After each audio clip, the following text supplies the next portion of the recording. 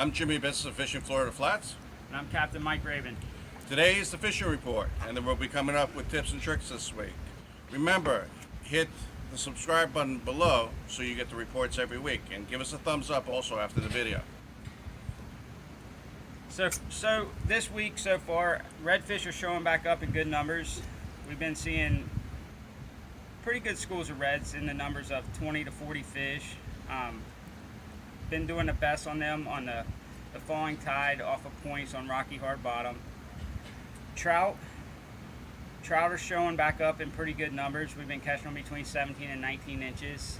I think as the water starts to cool down and the next moon phase happens, we'll get some bigger ones to show up. The snook bite's still pretty good.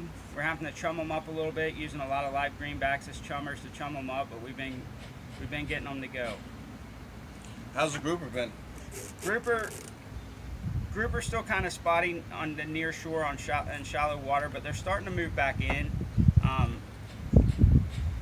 Saying about the 15 foot range. We're getting a few here and there, but most of them are still offshore. But as this water continues to cool down, they'll show up. Well, I heard there's a lot of cobia still around. People are running into cobia.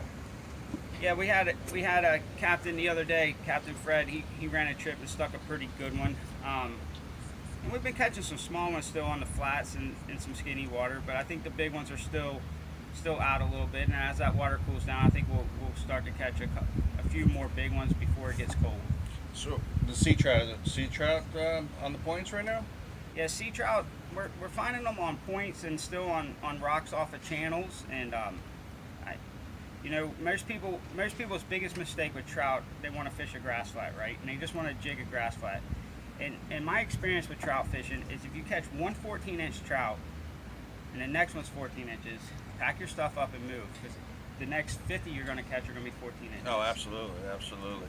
Now, I've seen a big haul of mangrove snappers come in too. Like people have landed some nice sized mangrove snappers. Yeah, we've been catching a lot of,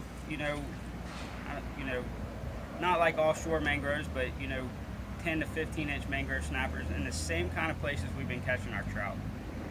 So basically, to summarize it all up, where do you think the best place to fish for and what to fish for?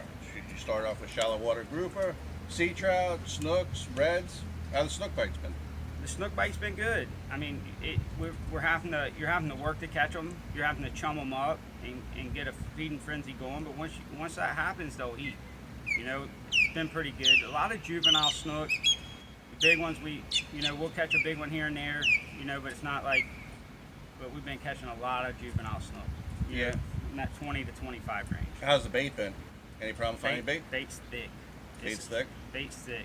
We have 3 or 4 spots we hit out there every day for bait, and bait's most of the time at all 3 or 4 of them.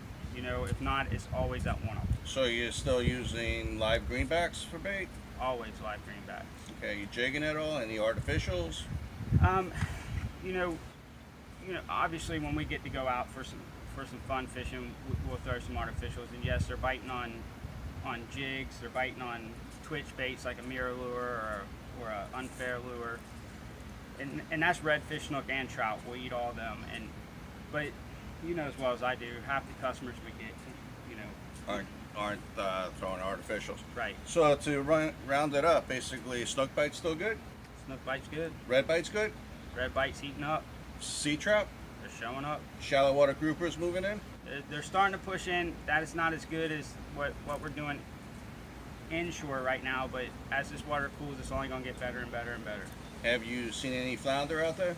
We'll catch a flounder here and there. We just don't have a real good flounder fishery, and we'll catch one here and there. And usually when we catch one, it's near shore. We don't catch a lot inshore. We'll catch a few here and there near shore. So basically, for the snooks and reds, just to go back, so many people are interested in snook and reds. Stay near the mangrove line. Absolutely. Shallow water, a couple of feet. Well, not necessarily. Mangrove line works, but structure. We're always looking for 3 things out there. Number 1, structure. Number 2 is moving water. Number 3 is bait. And if you can find 2 of the 3 in a spot, you're going to produce fish. So if you run into a big group of mullet, what does that tell you? See, the other day I was on a charter and we were struggling a little bit, and I spotted a big school mullet, and I and I just fished it. I worked it. I worked that school mullet probably for 30 or 40 minutes, and we picked up, I don't know, I think 3 redfish out of the school mullet. We never laid eyes on the redfish. It was in a spot I'd never really fished before, but when you see numbers of mullet like that, chances are there will be redfish with them mullet. All right, great. All right, thanks for the fishing report. This is this week's fishing report.